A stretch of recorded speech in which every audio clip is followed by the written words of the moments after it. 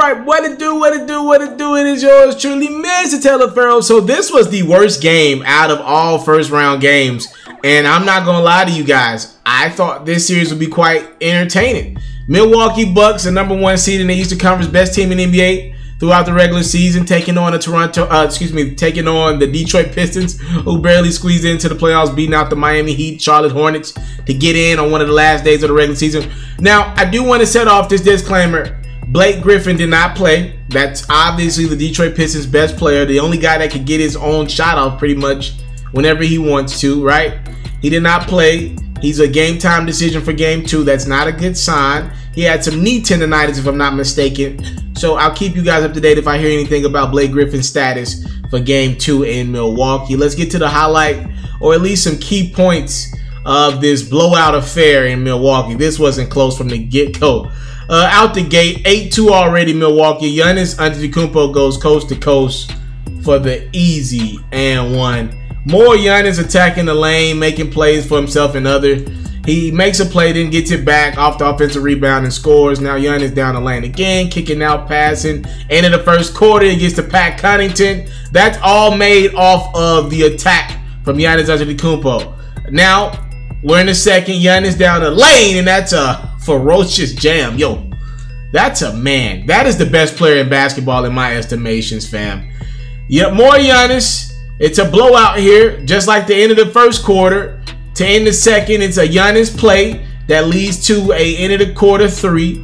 Now, let's get to the third quarter. Sterling Brown off the hands of Giannis. 3-pointer in the corner. Giannis making plays out here. Now, Bledsoe finding Giannis. He's Shaq inside, but LeBron on the perimeter. That's crazy. Off the block from Brook Lopez. By the way, Milwaukee's up 31 points. This game is emphatically over. Giannis gets it. 94 feet. Probably got fouled. It doesn't matter. Now, this is crazy. Off the steal from Giannis.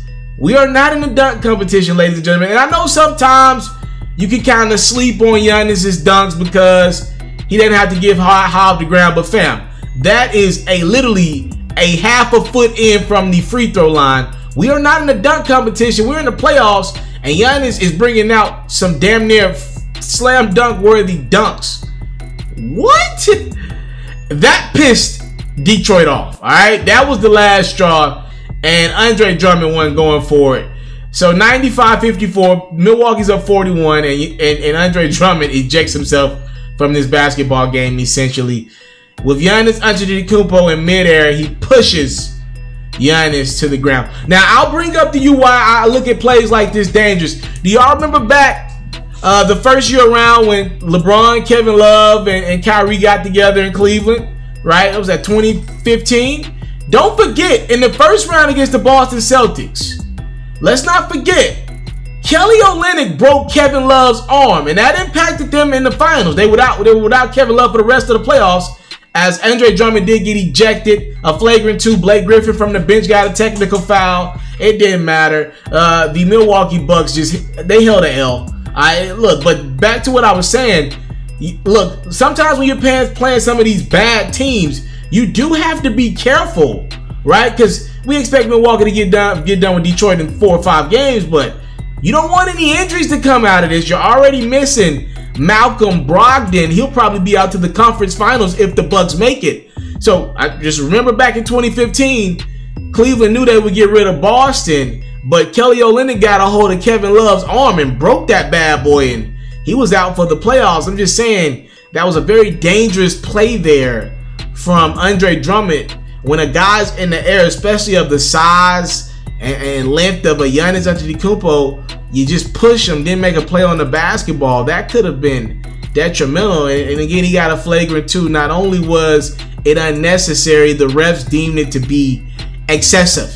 And that's how he got that flagrant 2 foul. I'm not mad at it. And I also liked that Blake Griffin got a technical foul taken up for his guys, even though he couldn't play. I like that he's kind of trying to show his teammates that I'm still involved. I want to win this thing. You know, he already had to sit out game 1, and shoot, at that point, you knew you weren't going to win anyway without Blake. You probably barely be able to compete with Blake, but at least you got a fighter's chance with your star.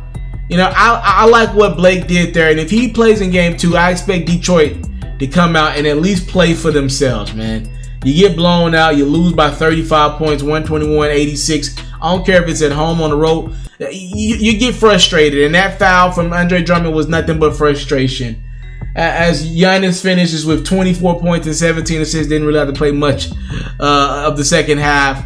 Yeah, this is what we expected even with Blake, but definitely a little closer than this. We'll see how game 2 ends up, and we'll see if Blake Griffin plays. I think that's the biggest storyline for now is, will Blake play to at least make these games somewhat competitive, and maybe we can at least get to the fourth quarter with it being single digits if Blake plays. If he doesn't play, this will be over in 4. Simple as that. I'm out. I came from nothing, but I want everything God has for me. I interview celebrities. I talk sports. I still represent the culture. I got the kids. They are now tuned in. Yo, we locked in right now, Mr. Taliaferro. Mr. Taliaferro. Shout out to Mr. Taliaferro. You're watching Mr. Taliaferro TV. Mr. Taliaferro TV. Here with the triple B's. You can't do nothing but win.